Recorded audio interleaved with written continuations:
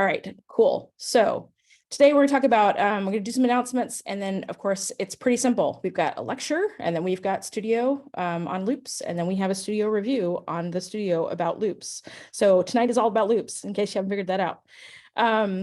And tonight's announcements, just a reminder that graded assignment number 1, part 2 is due this Thursday, 3 days from now.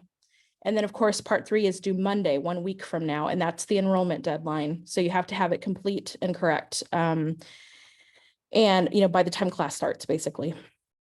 After tonight with loops, you know everything that you need to know to complete this assignment entirely. So if you're ready to go ahead and dive into part 3, knock yourself out.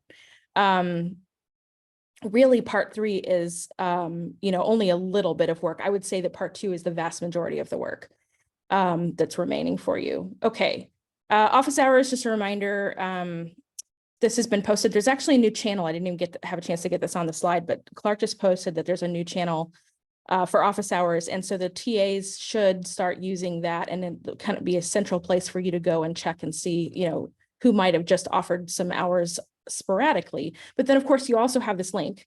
You can find this in Canvas. You can find this at the top of the general channel and the announcements channel in Slack. We've put it everywhere, basically, so you can find it. The last announcement that's on here is we have a couple of new TAs. Clark, are you here? I am, and I see one of them on. I don't see the Can't other hear you. listed. Oh, that's my fault because I had my mic off, or my speaker off. I'm sure everyone else could hear you. Okay, go for it. I was like, I'm pretty sure I'm good.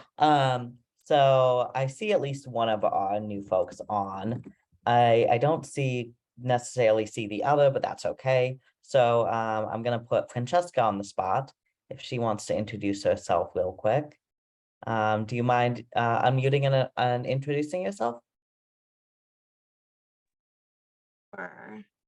Hello, I'm Francesca. Sorry I missed last week. I was crazy sick with COVID, but I'm here. I did the full-time lunch code program that ended in June. So this is really cute. I'm pumped to be back. And I don't know, she, her, I'll be putting I'm going to be doing some office. I'm like a floating TA, which I'm still sort of figuring out what exactly that means in a practical way, but I'm also going to be hosting some general co-working hours, it looks like, that can be question time or working on side projects together time. But anyway, hello, thanks. Good to see you guys. Thank you so much, Francesca. Janisha, are you on?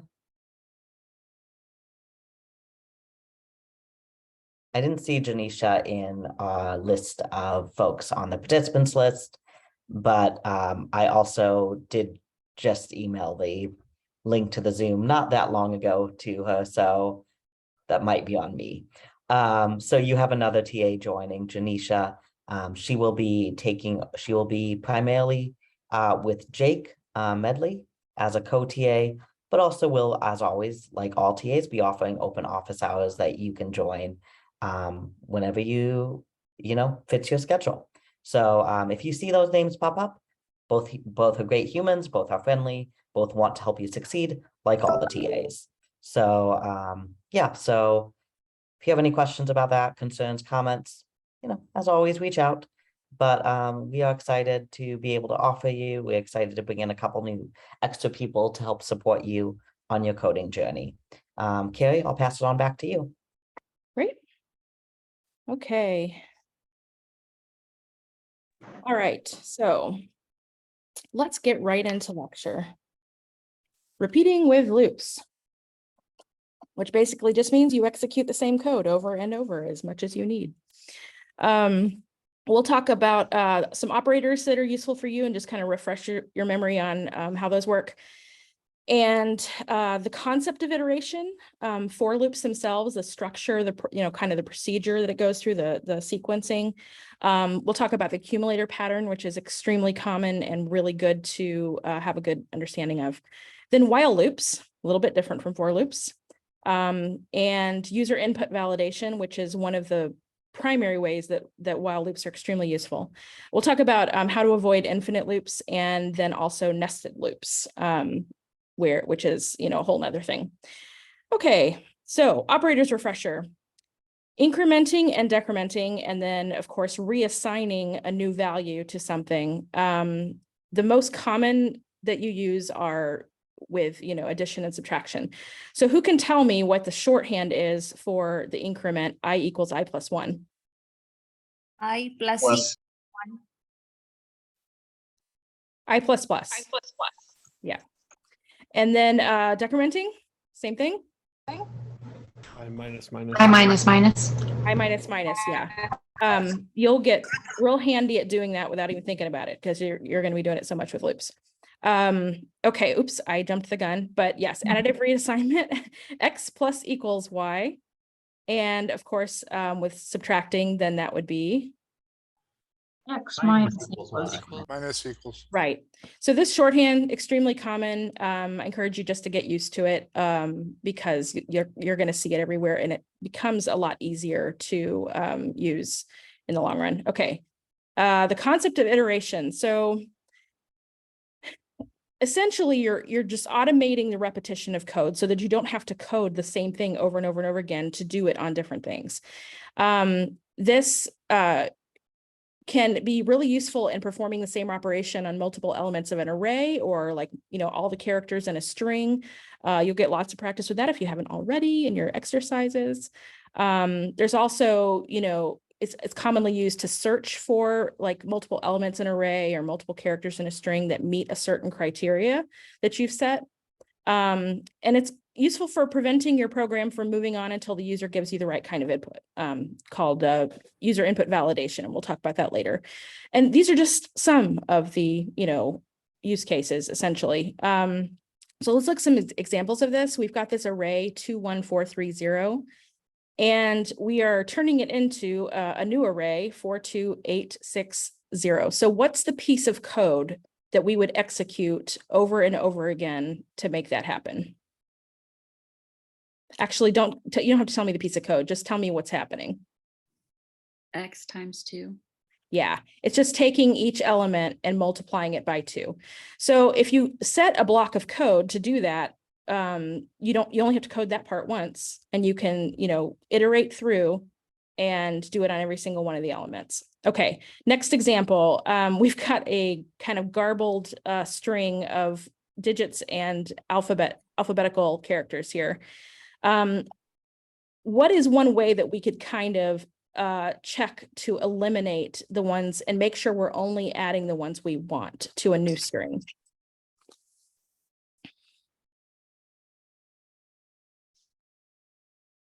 We can sort as an array, and then we can slice it or split.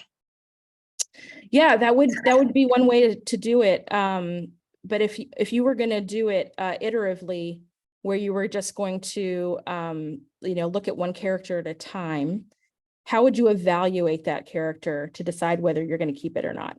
Go through the index and then do a Boolean of like if number, like saying whether it's false or not, but the type of, I don't know. I'm not sure. That's my. Yeah, you're right on the right track. And this is where type conversion comes in handy, right? Because you've learned that you can use functions like number and then, give it a string to convert it into a number. And this is this is a great way that you'd be able to tell, because if it can't convert it into a number, what do you get? Not a number. Yeah, not a number. So that would be a great piece of criteria that would give you a really quick way of evaluating each character and saying, if it is not a number, add it to my new string. And then you build a new string from the old string that way. And it ignores, any of the ones that actually can be converted to a number. Okay. And then the last one, we have let two-digit number equal. And this is an example of user input. So let's say your user, you tell them to give you a 2-digit number and they give you 3. And you say, nope, that's not what I asked for. And then they give you 597. You're like, nope, that's still not what I asked for. And then they give you hello, a string, which can't be converted to a number. And then you say, yeah, that's absolutely not what I asked for. And so you can keep doing this, right? You get, false, and, it can convert it to a Boolean, but it can't convert it to a number. Well, technically, no, that would convert to not a number if it was a string in the first place. And then you finally get 42.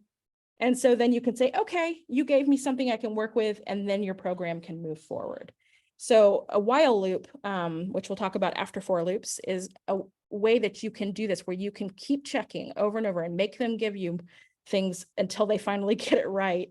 And you can tell your program how to decide whether the code should move forward or not based on what they gave you. So we'll be looking at all of this. All right, so the structure of a for loop, you use the keyword for, and in parentheses, you have 3 different expressions here, and they are all required for a for loop, and they're separated by a semicolon. The first one is the loop variable. You have to declare it and initialize it. So you use the keyword let, and then you give it an initial value so it knows where to start. And it's scoped to the loop only. And scoping just means that if this for loop was in the middle of a larger program with a bunch of code, which usually they are, that variable I is not accessible anywhere else in your program. It's only accessible inside that loop, inside that code block. Okay, so that's what scope means. And the loop condition is the second part. That's a Boolean expression that, so it'll evaluate to true or false. And it decides whether the loop should continue. As long as it's true, the code inside the block will execute it one more time. The update expression is the third part. That's your, increment or decrement. Yeah, that will change it so that every time you get to the next loop, you actually have a new number that you're working with, which can be important for not having infinite loops, as some of you have already discovered. The loop body is defined with the curly braces and contains the block of code to execute on each iteration. So again, keywords, for sets the loop, and let declares the loop variable, which is, that's that whole expression. And then there's the loop condition expression, and then there's the update expression. And then this is the body, any code that is inside those braces. Okay, so that's the structure. Here's the sequence. Yeah, go ahead. Is the scoped loop, or is the scoped, like the index is scoped, is that something that the for,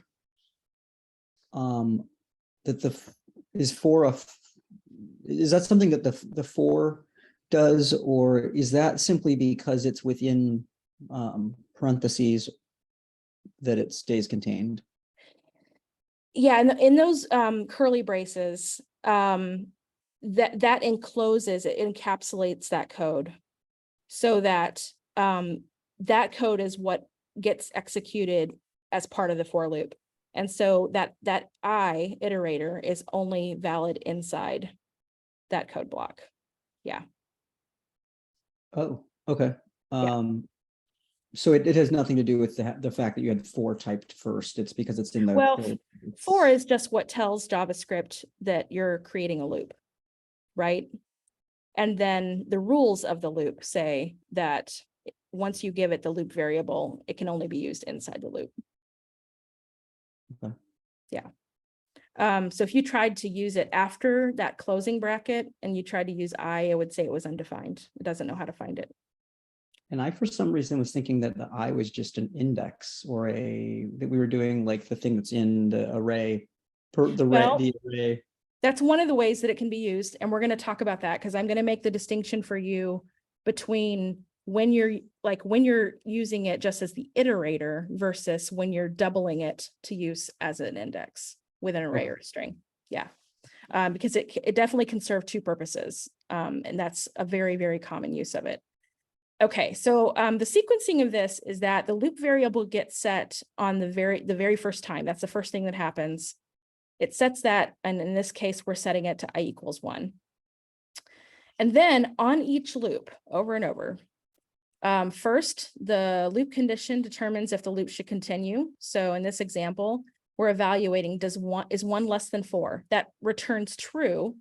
And so it says, okay, I'm going to go into that code block and I'm going to execute it. So we get console log 1. And then last, it actually goes and updates the iterator I. And so now I is 2. So then we do the same thing again. It loops back around and we say, is 2 less than 4? It's true. So console logs 2, and then it updates it to 3. And so on and so forth, right? Until we get to I equals 4. So what happens here? It evaluates it and says 4 is less than 4. So does anything else happen after that? No, it exits the loop and goes to the next statement. Exactly.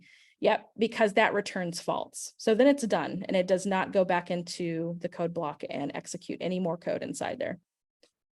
And so this last little thing I've got down here, loops to help keep your code dry. You'll hear this term thrown around. Don't repeat yourself is what that stands for. And it means anytime you can use the, make one line of code instead of using it in a bunch of different places for the same thing, then, use it once, right? So loops are great for that. Okay, so for loops, here's what you were talking about. Iterating over strings and arrays. This is where we're going to actually use that loop variable, that iterator I, as an index. So you use it as an index, and then that means you just use bracket notation with your string or your array.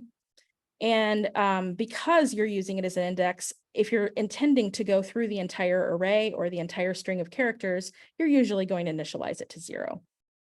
And similarly, the loop condition is usually set based on the length of the string or array, because unless you are going to cut it short for some reason, you typically just want to make sure it doesn't go beyond, like have an index that's too high that would be out of scope, out of range is actually what that's called. Because you get a range error, right? It would try to access some sort of index that doesn't exist inside the string or array. So you have to limit it, and that's how you tell it when to stop looping. So this example here, we've got this simple string, color is black. How would we set this up? What's the first thing we would do for the loop variable?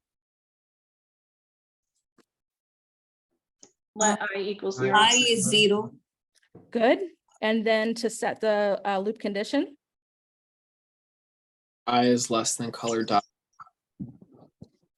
Yes, I is less than color dot length, because we want to make sure it only goes through the index that is 1 less than the length of the string. And then the third part? I plus plus. I plus plus, good old I plus plus. It's going to be your standby most of the time.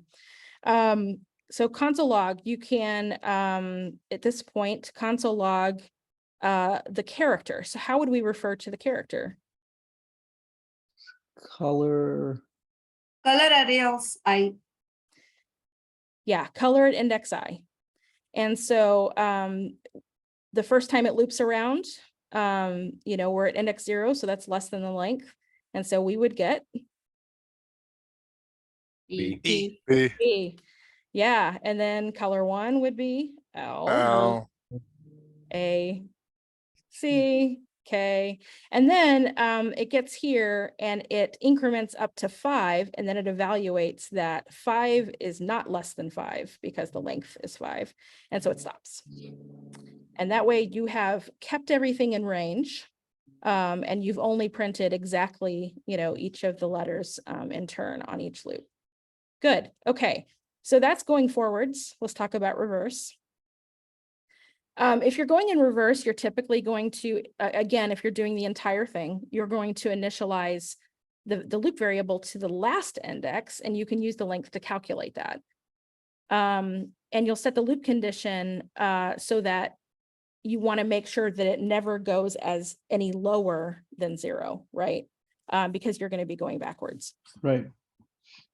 And so then the update expression would be decrementing instead of incrementing. So let's look at this example. We've got an array that has three different values, 12, high, and true. And we want to print them backwards, one at a time. So how would we start? I equal to array dot length, index, last index or something. You still start with I equals eyes. length minus 1. There you go. Yeah, I Oh. equals array dot length minus 1, because you want this to work no matter what the array is, right? And you don't know what length it might be coming in depending on what array it is. So you can refer to it just with array dot length minus 1, and that way you know it's always going to be the last index because it has to be one less than the length. And that's a good place to start. It's the one you want to start with. Okay, so then what about the condition? How do we want to tell JavaScript when to stop? Is less than array dot length. Greater than or equal to 0. Greater than or equal to 0, yeah. And you could also do I is just greater than what? -1. -1, right. It's up to you. I find it easier to, in this case, to refer to 0 because it's an actual index. But yeah, it's that's how you do it. So you want to make sure it's going to continue looping. And then of course, the third part is I minus minus. I minus minus. right. And so you start with the last one and then continue subtracting until you get all the way down to 0. And then it won't go any further than that. Okay, Excuse me, so please. say that again. Excuse me, please. For the slow learners, I think I did not understand how the loop variable or what it will do exactly. Okay, so for the loop variable, the first part, it's we're setting I equal to the very last element of the array, right? And so if we want to use I as an index, then we need to calculate what that index is going to be. And the only piece of information we can really get about this array, because maybe you don't know what it is that you can take the length of it, right? That's a property of arrays that you can go get. So if you take the length and you subtract 1, that should give you that very last index. So you're just setting it equal to that last index so that that's your starting point, because you're going to go backwards. You're going to start with true instead of starting with 12. Make sense? No, I think it's the minus 1 is what is disturbing me. Okay, well, remember that when you are talking about arrays and strings, they're 0 indexed, right? So if they start with 0, then that means the very last one is going to be, 1 less than the length. So in this example, we have, let array equals an array 12, high and true. So 12 is at index 0, and high is at index 1, and true is at index 2, right? So 2 is what you want, but the information you have is that the length is 3. So if you subtract 1 from 3, that'll give you the 2 that you're looking for. Okay. Can the I be any variable here? I guess that's kind of what I wasn't It sure can about be. the It's last. just it's kind of customary to use I. It's but not as if it can be anything. it's not as if, like, from my previous question, I guess I wasn't sure whether I somehow represented something other than just being any random. I mean, I know it's not totally random, but it could be X or Y, or it could be a name. You could call it loops or something. Okay. Well, yeah, whatever you do call it. It doesn't have special magical properties or something. Right. And yeah, and then of course, what we were talking about at the time in terms of scope, it's like, yeah, whatever you call it is what you call it. You typically do want to call it something different than variables you've already named outside the loop, so that there aren't scope, like, they're not in competition with one another. Sure. But yes, it actually could be something other than I, and we'll see that when we talk about nested loops at the end. Okay, so let's move on. So we're going to kind of do the same thing here, right? We're just going to console log array at index I, It's just that this time we're starting with array at index 2, and that's going to be what? What'll print out? True, high, True, 12. high, 12. True. True, and then at index 1, it'll go to high. At index 0, it goes to 12. And then the decrement says, okay, subtract 1, and it goes to -1. And so then it looks at this, loop condition and says, is I greater than or equal to 0? And if it's -1, that is no longer true. So the loop stops. And you have now printed them in reverse order. Okay. So, what if you have increments other than 1?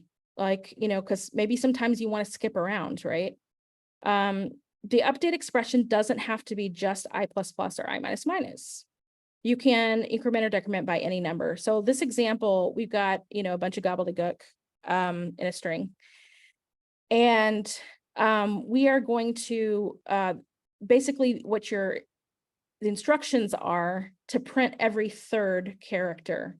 So if we were going to print every third character, where would we want to start?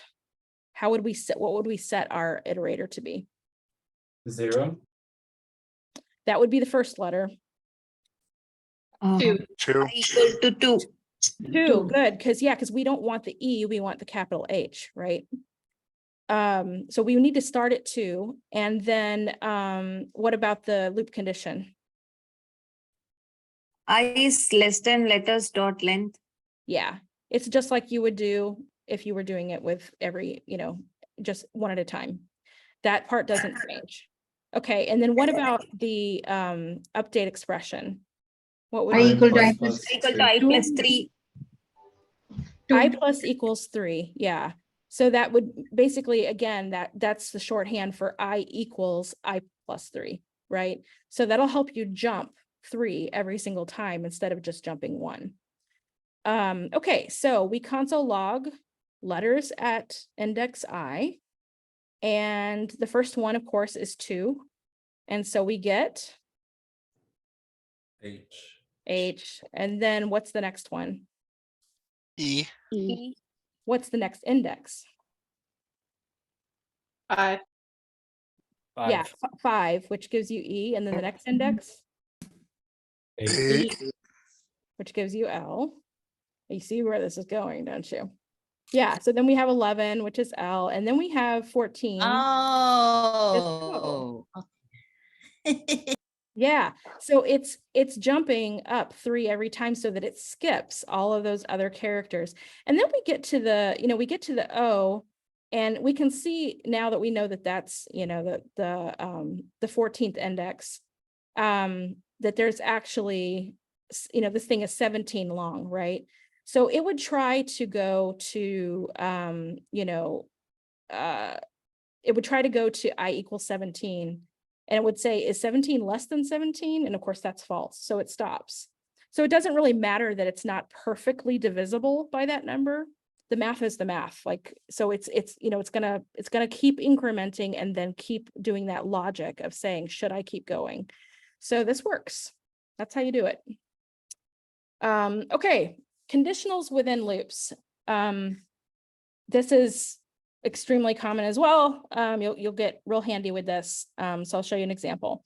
Not every loop has to do the exact same thing. You can actually use conditionals to determine when code is executed, or maybe it's multiple options of code that could be executed. For the sake of space, I only have one if block here. But you could do multiple things, and you could have different results depending on what the data is. So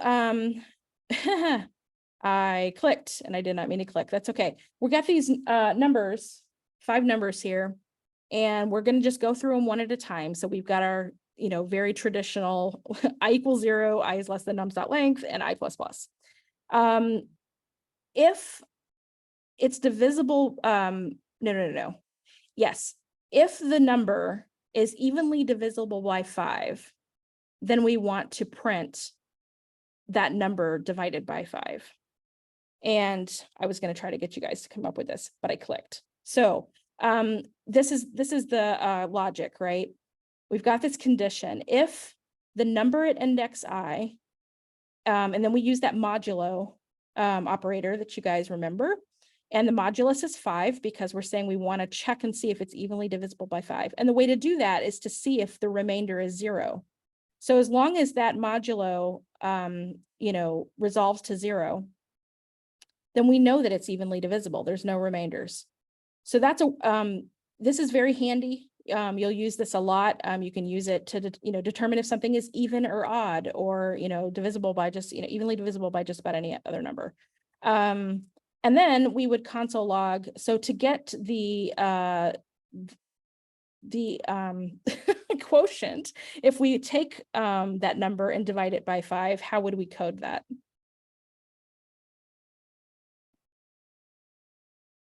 So of I, Yes. Oh, sorry. So we would take, you know, that number, which is represented by the array name at index I, and then just divide it by 5. And that's what would print out. So let's start with I equals 0. What would be the result of that? 3. Okay. What about I equals 1? What would happen? It will not. It won't print anything. Right. Yeah, it'll just skip it, right? That there's no other code there except for that if block, so it's gonna just skip it. So same thing here. I equals 2. 102 is not divisible by 5. However, 1 equals 3 is, and that would of course be 19. So and I have a typo there. That should be I equals 4. That's okay. If that's my only typo tonight, I will be pleasantly surprised. Because I have a lot of slides, but yeah, and then it skips it, right? So it only executes it if it's true. And this is an example of how you can have, you know, a slightly different outcome on each loop, depending on what conditions you set. Okay, the accumulator pattern is kind of a big deal. There's just so many uses for this. So we'll look at some very simple examples just to get you used to it. One common application is to add a series of numbers. And this could be, you know, so you've got this array of numbers, right? So you declare a variable to hold the sum and you initialize it to 0 when you want to do this, because you have to have a way to add, if you're going to add something up, and you have to have a way of tracking what that sum is. And you have to give it something to add to, so you have to initialize it. So you can initialize it to 0. And then you set up your for loop and you use this, you know, compound assignment operator plus equals to keep adding the next, you know, thing to, and why does this not, hold on. Oh, I have one more bullet point. Yeah.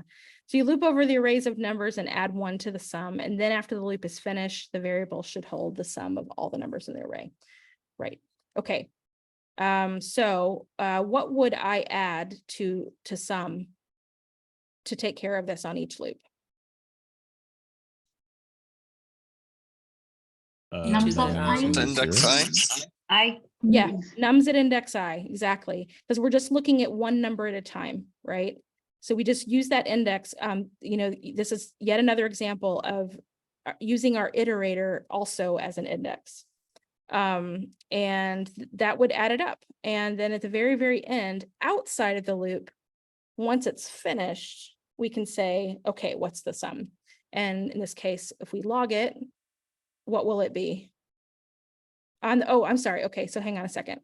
The way I have this set up is not the final one. We're going to do this one loop at a time. So sum initially is 0, right? What is sum after we add nums at index 0? 5. 5. And then after we add sums at index 1? 7. 7. And then after we add nums at index 2? 16. 16.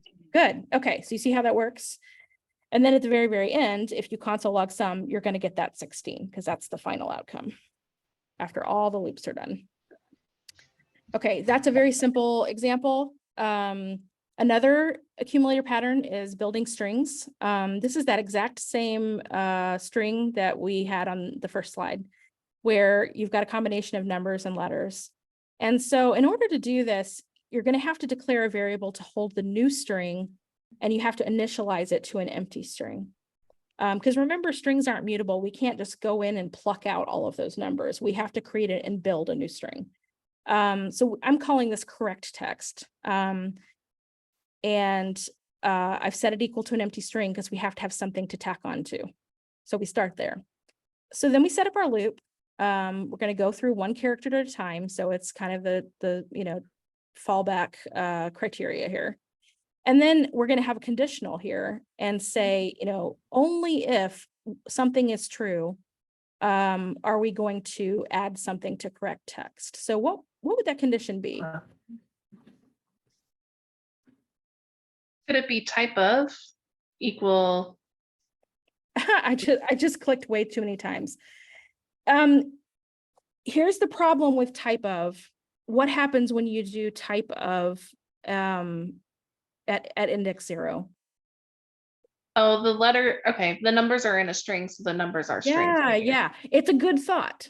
You were thinking, well, it's a good initial thought, but it doesn't actually work in this case because it's already a string. If this was an array that was like a combination of numbers and strings, then you could do it that way.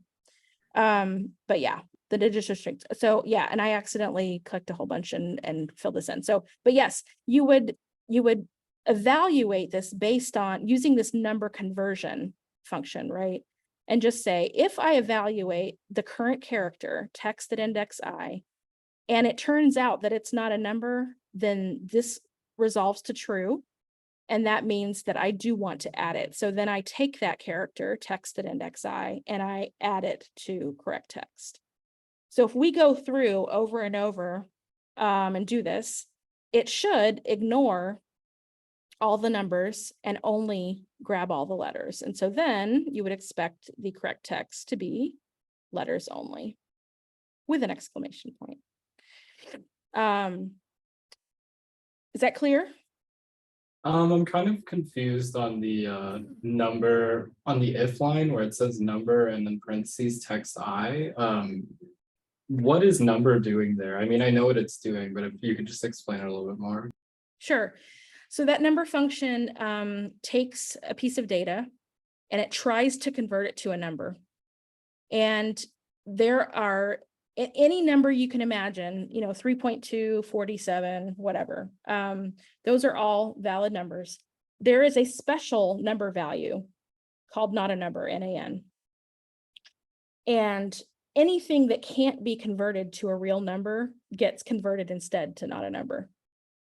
So when we're evaluating these one by one, it takes the one and says, can I convert that to a number? And is it equal to a not a number? And of course it's not, because it's a 1. So it's going to be equal to a 1. It's actually able to convert it. So then that expression right there, that in that conditional, resolves to false. And so it skips the code that's inside. So it's Okay. only going to add the character to the correct text if that's true. And that'll only happen if it can't convert it to a number. Okay. Yeah. Okay. Okay, so another pattern is filtering an array. Let's say you've got an array of words and you have certain criteria and you want to create a new array that holds only the words that adhere to that particular criteria. So you would create a new array rather than modifying the existing one, because chances, I mean, you could, if you don't plan on ever using that original array again in its original form. But typically you would just create a new array. So that's how we're going to do it. You initialize that variable to an empty array. So it has somewhere to put things. And then you're going to loop over the array and push the current element to that new array, but only if a certain criteria is met. Okay, so we've got, I'm not doing well with my clicking, guys. Words is time, petrichor, and centurion. And we're going to say if the word is longer than 5, then we want to include it in the new array. So we loop through and we check and say, okay, let's check the length of each of the words. And each of those strings, those elements in the array are represented by words at index I, right? So we use that to represent the word. And then we take the length. And then we check to see if it's greater than 5. If that is true, then what do we do? Words that push at index I. Longer than 5 plus equal to words Longer of than 5 plus words at index I. Yeah. longer than 5 push. Yes. Yeah. So you're going to want to push to the new array because we're creating something new. This again, the accumulator pattern is that you build something, or you're adding something up. So we start with the empty array and we say push the word if it's longer than 5, and then of course the word itself again is words at index I. So you gotta kind of think in terms of when you're working with multiple arrays, you have to identify which one's which, what are they for? And when you're working with the index, the loop variable being the index, then you just have to remember that that's how you refer to the individual elements. Okay, so then we console log longer than 5, and what do we expect to have? Petrichor and Centurion. Petrichor and Centurion, yes. Does anybody know what petrichor means? The smell after it rains. Yes, it's the kind of earthy smell after it rains that you get. Yeah, it's a great word. I have a doubt here. Why can't we use plus equal to longer than 5 plus that words array of I inside the if condition? Because plus equals in JavaScript is not a valid way to add something to an array. That only works with strings or numbers. Okay, got it. Yeah. Yeah. I have a quick question. Yes. Whenever you're setting up your for loop, that I is less than num's length. I guess I'm kind of confused where num's comes from. That's a typo. That's again, I said I was going to be surprised if there were not any more typos. That's me copying and pasting. So that should be yeah, can actually fix it. There you go.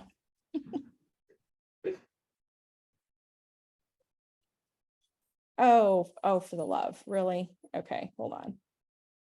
Whoever asked the plus equals question, I was wondering the same thing. So thank you. Yeah. Okay. And it looks like it started this one over. That's okay. Go through it real fast. Okay. Can we check mics real quick? I'm getting a lot of feedback from people. Yes, please mute yourself if you're not currently talking. Bruce, your mic is open. Oh. Yeah. Okay. So now let's talk about while loops. And there's plenty more you can do with for loops, but we only have so much time.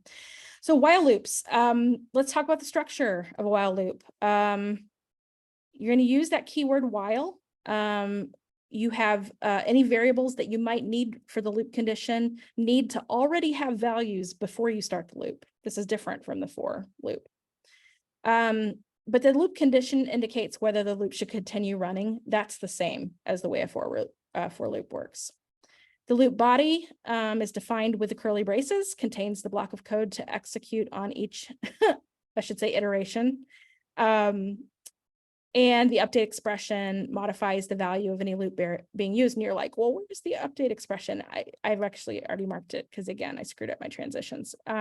I try to get these all perfect, but wow. Okay, so let's look at this. So we start with the keyword while and setting up the loop itself. But the loop variable actually has to be declared outside of the loop so that it already has a value if you're going to use that as part of your loop condition. Okay, so if we want to use, and by the way, you probably have noticed this already. This is just a for loop as a while loop, right? We're defining a specific kind of number of times we want this thing to run. So we totally could do this with a for loop, but I'm starting you guys easy, so it makes sense to you. You probably wouldn't bother to do this with a while loop this way, but it's understandable. So you start with with I equals 3, and you only want to go up until, but not including I equals 6. And so those are your, keyword, loop condition, and then your update expression goes, it's the last thing that you do in your while loop.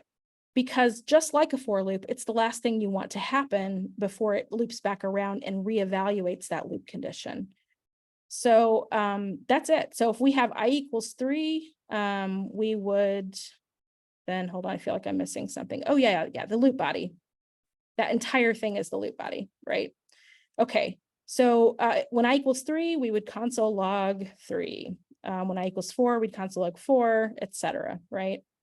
But then of course, when I equals 6, it would not continue executing because the loop condition would return false.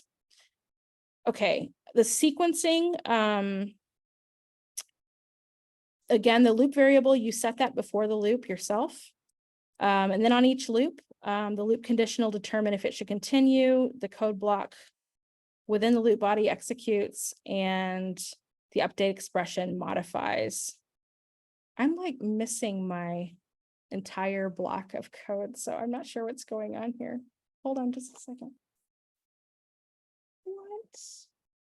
This should not have a transition.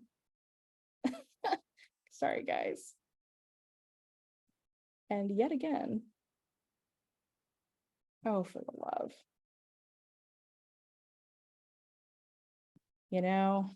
Why is nothing easy? Okay. All right. Now we have our code. So this is going to make a lot more sense to you guys. Thanks for bearing with me. Oh, move forward. Okay. So first thing, set the variable, and it sets it as I equals 3. Then it goes and evaluates the loop condition. 3 is less than 6, so it moves forward into the body and executes console log at console log 3, right? Because it's logging I. And then as part of that body, it also, you have put in something, and this is an important distinction. You have to do this because it's not like it is with the way you set it up in a for loop where it's just built into the structure. I mean, you're still doing it, but you have to make sure to include a line of code inside your body, and it should be the last one to update the number. So now it updates to 4. So it goes back around, and now 4 is less than 6. So it console logs 4, and then it updates to 5. 5 is less than 6, console logs 5, updates to 6. But then 6 is not less than 6. So that's false, and it quits. And it moves forward outside the loop. Is that clear? Can you stay here for just 1 second? Mm-hmm. Thank you. I'm taking those. Okay. Yeah, these slides will be available tonight or tomorrow. Carrie, yeah. can I ask a quick question? Okay, so the syntax is the same for a while loop and a for loop in that way, or I guess, am I reading that incorrect? No, okay. I just didn't realize that it was so similar, because it's similar in the sense that you have to have all the same moving parts, but the structure is different, right? Yeah. Because you're declaring that variable outside the loop first, and then you only have the condition inside the parentheses, and then the update, part C here, that update where it has to be part of your code block inside the body. Emma? Yeah, so I had a question about, like, with for loops, we had a different variable present, like number or array, that we were evaluating. And with while loops, I know that we're evaluating like I, but Yeah, this is just a simple example to show you the mechanism itself. Practical applications, we absolutely will work on arrays and strings and things. Yeah. Yeah, I know something like this, you're going like, why would you do this? Why would you do this, right? But it's just because I wanted a very small piece of code to be able to demonstrate this for you. But now we'll get into it. So let's talk about when do you choose a while loop? You choose a while loop if the number of iterations needed is unknown. Because then you can't use a for loop or you'll have range errors. Common scenarios are iterating over an array or string, but only until a certain condition is false. Modifying a value over and over until a certain condition is met, or validating user input, because sometimes they gave you data that is not useful or it would break your program. So this first one here is an example of the first one. We are going to, oh no, hold on. Yes, it's the example of the first one. We're going to iterate over nums, but only until we find a number that's bigger than 50. So what would we set I to so that we can track the index? A string or an array, I'm sorry. Zero. It would be 0, yeah. If we want to track the index and use, I mean, again, you can name this anything. It doesn't have to be I. I'm just choosing I because it correlates to the way we've been doing things, and I think that's useful. And then we need another variable though, because we need a way to track, and this is a Boolean, you can kind of tell by the way it's named, has big num. We want to find out if this array has a big number in it or not, something that's greater than 50 by my definition. So what would we initialize this to? Empty array. Well, it's a Boolean, so. True. False. False. Yeah, we don't know yet, right? So we kind of need to say it's false until we can prove that it's true. So we start out with it being false in this case, and we're just going to go through and check it out. So we need at least one condition here. As it turns out, we actually need 2. What would the first thing be? We want this loop to continue running while what is true?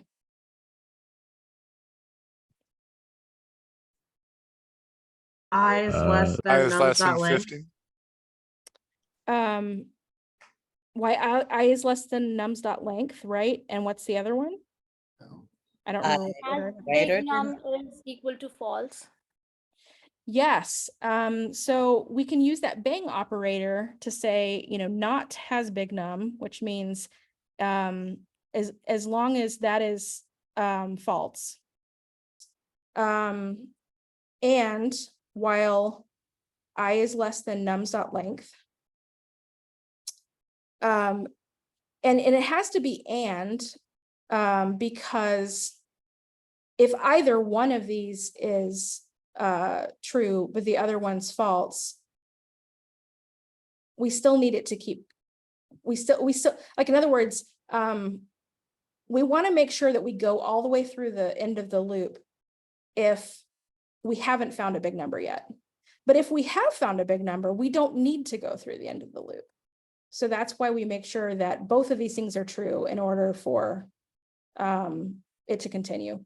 So we're going to check, is the number at index I greater than 50?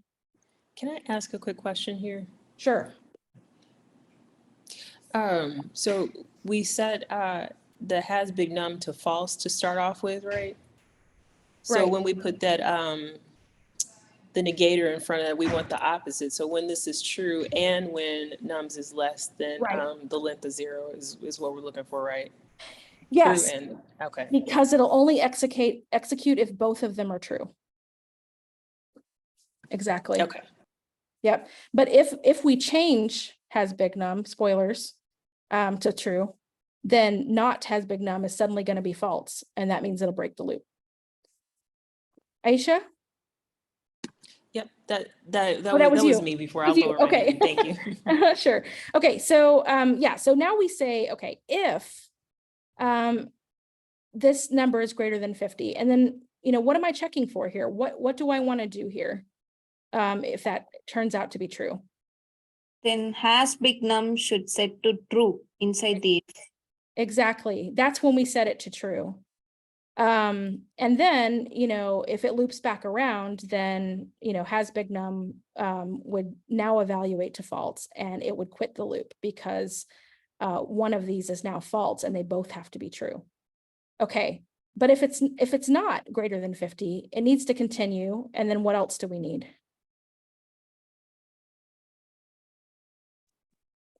It should increment the I. Yes, we have to increment I, right? Otherwise, we're just going to end up with I equals 0 over and over and over again, and we're never going to go anywhere. And that creates an infinite loop. So we have to increment I. Good. And And why if did we place it outside of the parentheses there? because we need it to increment whether that was true or not. Otherwise, it won't move forward. I see. Okay, yeah. Yeah, that's important. And you guys are going to make mistakes on things like that. And you'll have to think about it. And then you'll realize, oh, that should have been like inside the condition, or should have been outside the condition. You have to kind of just follow the logic, right? Think about what needs to change if your condition is true, but then what has to happen on every loop as long as you need it to continue running. So yeah. And if it turned out that 67 wasn't in there at index 2, we would get all the way to the end and has big num would still be false. And that's why we also have to have that condition I is less than nums.length, because it's possible that has big num is never going to become true, right? So then we'd have to stop the loop based on the length. Okay. Carrie, And then, oh, I had a question about the last slide. Why do we have two conditions inside the while, like not has big num? Right. So there's two things that can stop this loop. One is that we discover a number that is bigger than 50, which is what that if block takes care of, right? Because then we change it to true. And so now the while loop is going to stop because big num is no longer, big num is true. And so not big num with the bang on front is false.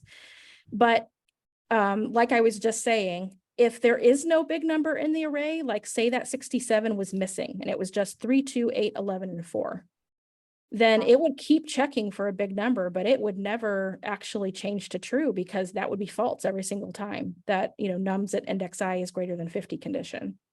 And so you get to the end of the loop. Well, if I just keeps increasing and you aren't actually stopping it, then you're going to have a range error because it's going to get to I equals, what would that be, 6, because the length is 6. So if it incremented up to 6 because it just keeps going, then suddenly there is no such thing as nums at index 6. That's out of range and it would break your code. So you need to stop the loop by saying I is less than nums.length so that it'll make sure to stop it as soon as it gets to I equals 6. Makes sense? Carrie, I have one more question. Okay, make on it this quick. slide, if that's okay. Sorry, gotta, very yeah, quick. Is there any situation where the increment is going to go within the if statement, or is it always going to be like outside of it? You would do that if you were incrementing there. That would be a more, yeah, there's absolutely times you would do it. It's more complicated than I can explain right now. Okay, cool. There might be a time where you're working with, and maybe it is you're working with an array or string and you want to move ahead only if something is true. Otherwise you want to stay there, or like maybe you're modifying and you're, removing things, actively removing things. And so you have to manage your index a little bit differently, because if you modify the array, suddenly the number of elements and which ones are at one index might change, right? There's a lot of reasons. And like if you go to somewhere like hackerrank.com and you're running through problems, you're going to find a problem that's going to call for that kind of a situation. You eventually will. Absolutely. These simple examples for now, something like this, we're just sticking straight to, okay, we're just going to look at them one at a time. And so in that case, it needs to stay outside so that it happens every single time. Okay, let's move on because we're about out of time. I need to get you guys to studio and I've got a couple more slides to get through.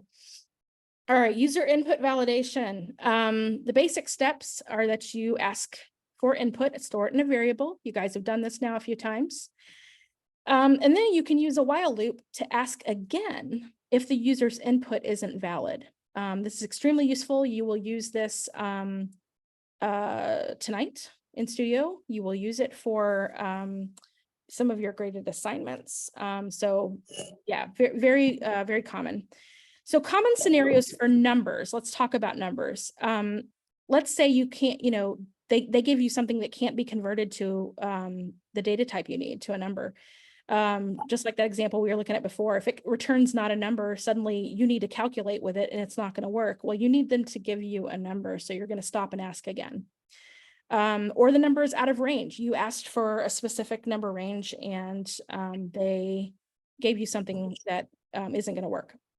And remember that an empty string is faulty, right? It converts to the Boolean false. And if you try to convert the Boolean false to a number, what do you get? Not a number. Nope. 0. 0. Yeah, because it's faulty, right? It actually converts, false to 0. So that's going to help us here in a second. So let's look at this. We've got input. We're going to ask for a number 1 through 9. So we set a variable num and we set it equal to, and this is, I'm converting it all at once. You could do this in 2 lines. I think that's how it does it in your textbook. But I'm doing it all at once. So I'm wrapping my question, my input.question in the number so that it will convert the entire thing once you get it. So input.question, please enter a number from 1 to 9 and then convert it to a number. Now I have a number that should be a number. So I'm going to check and make sure. So we want to validate on the type and the range. If I wanted to validate on the range, what would be one of the conditions? While number is greater than 10 or less than 0. Okay, so that would, think about it this way. You only want to run this while loop if the answer was bad. So what would be one of the things that they could give you that would make you want to ask them again? Less than 1. Yeah, less than 1. Okay, what else? Greater than 9. Greater than 9. Greater than 10. Is none. Yeah, greater than 9, and then yeah, number is not a number, because if we try to convert it and it can't convert, it's gonna spit out an AN. And so these are the 3 things that we can say, okay, we need to ask them again because this number is not going to work for us for what we need it for. And I haven't told you what we need it for because that's outside the scope of this example. We're just focusing on the validation. So then you ask again. And so this code is inside the while loop and you already established num, but you need to ask them again. And then whatever they give you, you need to store it in that variable. So you say num equals, and then you do it again. And in this case, I want to reword it a little bit and be like super extra clear with them. So I'm going to say number must be greater than 0 and less than 10. And then, maybe they give me something different. So let's say that they give me an empty string. They accidentally just hit enter and it's blank and it's nothing. Which condition is that going to hit of the 3 conditions in our while? Not a number. Less than 1. Less than 1. Good. Yeah, because it actually, remember, empty string is faulty, so it's converted to 0, and 0 is outside of our range. And so then that becomes true, and it says, okay, this loop is still true. So, we need to go ahead. And notice that I used or, the or operators here, right? Because we only need one of these to be true in order to ask them again. So in this case, it was num less than 1. Okay, what about num equals 11? Which one's that going to hit? Num greater than 9. Yeah, number's greater than 9. It resolves to true, and it says, okay, we got to ask them again. Number is the string ABC. Not a number. Exactly. Number is not a number, is true. Therefore, we're going to ask them yet again. So then they finally give us a number that's valid. And then we have false or false or false. And the while loop says, all right, I'm done. And so it doesn't execute anymore. Kaylee? So real quick, I'm sorry. The things in the parentheses in the while statement, so that's saying this statement's only gonna run if it meets one of these, right? Exactly. If one of them is true. Yep. Okay, because I keep kind of getting these confused with like almost if statements. Yeah, it's structured very similarly. It's, the difference is an if block can't repeat. But Okay, otherwise, so this is it's very forcing similar. them to answer that question again. Yes. Versus an if statement would just be like, you're done by, like, it's An done. if statement would, if all I did was change that while to an if, it would run it once and then it would move on and maybe their input, it still isn't valid, right? Okay, that makes sense. Thank you. So a while is basically an if statement that loops. Yep. That is definitely one way to look at it. Okay. Now let's talk about strings. Common scenarios for strings include an empty string, or maybe you need a very specific string from them. You've asked them to give you yes or no, right? So example, we're going to ask for yes, yes, or no, no. So we set a variable ants, short for answer, because I was saving space on my slide. And we can, man, seriously, guys. Okay. Ignore the number because copy and pasting, man, it gets me every time. All right. That is actually correct. Okay. All right, let's go back. Okay, so yes, we're going to ask for input a question. Are you ready to begin? Yes or no? And then we validate for the empty string and the correct choice. So what are our conditions here that we want to check? But to make sure, like if either one of these things returns true, we need to ask them again.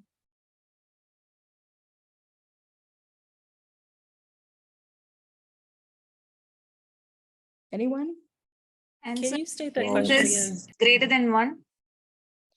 Well, this is a string, right? All ants equals yes and doesn't equal no. Or something. Comes back a number. We saw the choices too. It's, oh, there we go. Yes. So if, yeah, I deleted the number thing because that was, oh my gosh, I still have a mistake, don't I? Good Lord. I'm sorry, guys. I don't intend to confuse you. I'm so sorry. All right. All right. So yes. So we end up with the answer is not equal to yes, and the answer is not equal to no. Both of those have to be true for us to ask again, because it could be that it's not yes, but it better be no, or else we need to ask again, and vice versa, right? So then we ask them again, invalid input, yes or no. So, this is going to get us as far as like up here at the top right, the only space I had left for this. Answer equals an empty string. How is this while condition going to evaluate for an empty string? True. Yeah, it'll be true. So we have to ask again, and then ABC? True. Yep. Okay, how about yes? False. False. Yeah, so then the loop would stop. But what if they gave us no because they didn't really think it was necessary to use all caps? Is that true? It would evaluate to true, but here's what we can do. We can come back over to our code here and we can say, before we move into this while loop, let's just convert their answer to uppercase. And so we overwrite answer with answer to uppercase. And then we know that we're always going to be comparing an answer that's already uppercase. And so then that would allow this to evaluate to what? False. False, yeah. And so then the loop doesn't fire and they're good to go. You can move on. And now their answer is, a valid answer.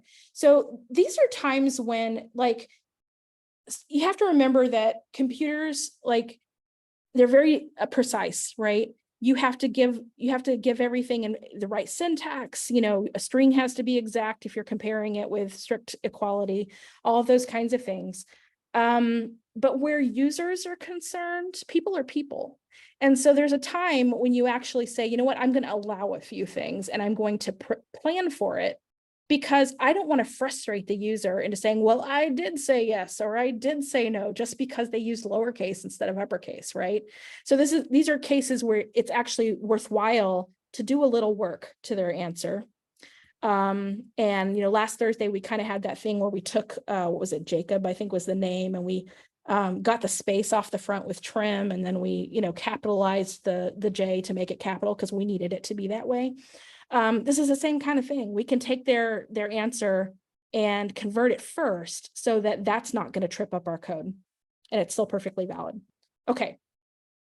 Infinite loops, let's talk about this real fast. We are running out of time. Okay. But I want to get through this because you need this stuff for your well, this you don't, but I'll go through it fast. An infinite loop never stops running because the loop condition never evaluates defaults. Very common causes would be mixing up less than with greater than, or less than, you know, less than or equal to, greater than or equal to, mixing those up. Incrementing instead of decrementing, or vice versa. Forgetting to change a Boolean, like in a while loop. And forgetting to increment or decrement an iterator at the end of a while loop, as we talked about before. So in this first example with a for loop, what's wrong with this? What is one area we could change to make this entire thing work? I minus. Yeah, exactly. And you could argue, if you didn't know what the intention was here, you could argue, oh, well, maybe they meant to start at 0 and go up to 25. And so this, you know, I++ is okay. But in this case, yeah, we're trying to go backwards. And so I minus will fix this and keep it from just infinitely looping, because I is always greater than 0.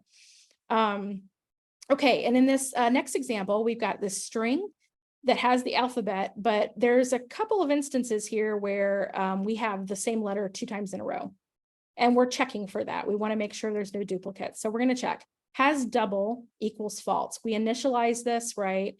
We say we want to start with 1, and you might go, why would we start at 1 when strings are 0 indexed? You'll see in a moment. And then we say, while, you know, it's not, we haven't found a double yet, and while we still are within range of the length of the string, if the character at I is equal to the character at I minus 1, then we change has double equals to true. Now that logic might seem a little strange at first. You'll also see examples of this all the heck over at places like HackerRank, and you're probably going to run into it with things that you're doing for launch code as well, where you actually are referencing another index nearby. And so if you do that, you need to make sure to start on the second index, which would be 1 instead of 0, because if you're going to refer to I minus 1, you can't do 0 minus 1, or now you're out of range and you've got an error, your code won't run. So that's what's going on here. I just wanted to have an example of that for you. But what's actually missing here that would cause an infinite loop? Incremental. Yeah, we haven't incremented our iterator, right? So it would just stay stuck on I equals 1 over and over and keep comparing. And it would say, you know, is B equal to A? And, you know, and that would be false. So it would just keep going and keep going and keep going. And as it turns out, of course, you know, as long as this is here, it actually makes its way all the way up to this E, the second E at index 5, and it compares it to index 4, and this becomes true. And so then the loop quits. And it's no longer an infinite loop. Okay, nested loops, real quick. A for loop inside a for loop. You have an outer loop and an inner loop. This is how we're going to talk about this. It's customary to use the iterator I for the outer loop and the iterator J for the inner loop. You don't have to do that, but that's what you'll see most of the time. And it's, you know, makes it easier to just kind of, you know what you're talking about when you're using I and J. And you use double bracket notation if you're working with multidimensional arrays or arrays of strings. And as it so happens, in this example, we're working with an array of strings. And what we're going to be doing is looking at each of these strings character by character. And in order to do that, we have to have a loop within a loop, because the outer loop is just going to traverse the array, right? It's going to look at alpha, and then it's going to look at rho, and then it's going to look at beta, and then it's going to look at omega. But the inner loop is where we actually say, okay, we're looking at this first, word alpha. Let's look at it letter by letter. So what would my my loop condition be in the inner loop here? J R is index less I than dot length. J is ARR of I dot length. Yes. So J is less than array at index I dot length, because remember, this has to represent the word, right? And the word is at index I of the array. And so then you're taking the length of the word and not the whole array. That's an important distinction. It's easy to mix that up. So I wanted to point that out. And then just, J++, right? Because we're setting this up the same way. Okay, and then if console log, if some condition is true, then we're gonna say, this word has a letter A at index, whatever the index is. So how do we, what's our condition gonna be for that to print? Array index I equals A string. Nope, because array index I represents the entire word. So remember what I said about double bracket notation? Array index I and then index J. Yes, And that yeah. is equal to A. Yes. So exactly right. And this is why, it's important for us to talk about this, because this is not intuitive maybe at first, right? It's a little confusing at first, but it's the same concept as, when we talked about multidimensional arrays before, which was actually on Saturday. If you haven't watched that video yet, you might want to. And you have to use double notation so that you can refer first to the array, and then you can refer to the character that's within the word that's at that index of the array. So you're looking at index I, if we're still at I equals 0, then that's the word alpha, right? And if J is 0, then we hit an A and they say, hey, we have an A, it equals A. So then we print this, and what do we put in here to represent the word? Array of I. Array of I has an A at index J. J, good. Because J is actually the character index of the word. Good, okay. So let's say that I is equal to 2 and J is equal to 3. What would you expect that console log to be?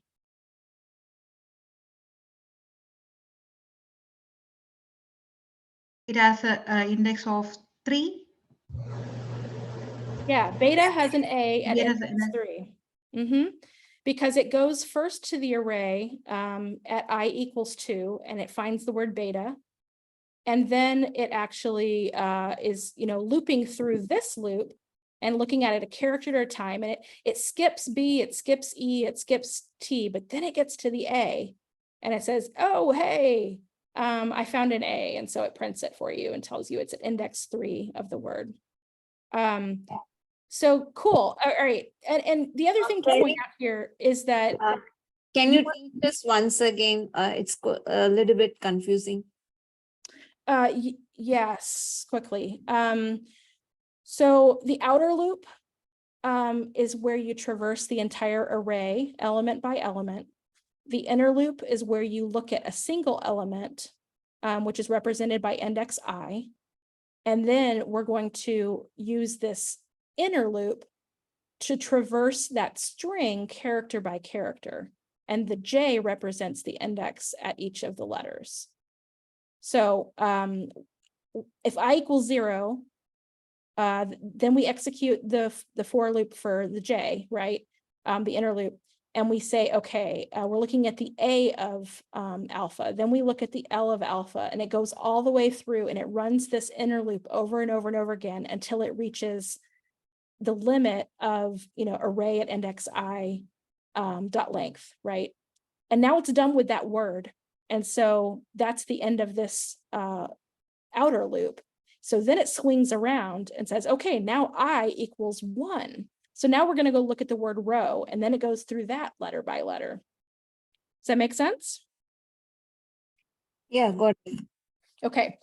Yeah, and we can talk more about this tonight later if we have a chance during the studio review, but I got to get you guys going because we're running behind. All right, tonight's studio chapter 9, repeating with loops. You have, and I've got it here. You've got 5 different categories of food, and these arrays hold specific items in each category. You've got 6 astronauts and 6 items. So each astronaut needs to have a meal that's made up of 1 item from each of these arrays. So you're going to build, a new array that holds a meal for an astronaut by grabbing them from each of those. And you're going to use loops to do this. In part B, you're going to get user input to get the number of meals and make sure that they aren't giving you anything other than an integer from 1 to 6. And then you'll only print the number of meals that they ask for, because maybe not all 6 astronauts are there that day or something. And then the bonus is to generate a password from 2 different strings. And this is another way of thinking about using a single loop to work on multiple pieces of data. So you can look at that if you've got time. It's a good problem to solve. So the instructions, of course, in your book, and I will link the solution after we get done with it, when we review it after your studio time. One more thing I wanted to point out before I move on, as you're working on graded assignment 1, I wanted to remind you that in this these extra practice exercises that I have down here on page 7 is where this starts. I've got graded assignment prep exercises, because one of the things that's most difficult about your graded assignments is that you're putting together so many different concepts from multiple chapters all in one place. And so these are designed to walk you through what it looks like to do that. And there's some projects that I've created, these little programs that you write that kind of hit up a lot of the same concepts without being a solution to your actual graded assignment. And I did these in the last couple of years and with students in previous cohorts of Women Plus program. So there's live sessions, the recordings are linked here. There's the starter code, there's the solution code. So if you're still really struggling to put it all together for graded assignment 1, come check one of these out and see if it doesn't help you. Okay, so with that, I'm going to let you guys go off to studio, and then we will come back here. Man, let's say at 8:10. 8:10. All right. Thank you. Thanks, Yep. Carrie. Thank you. Thank you. Thank you.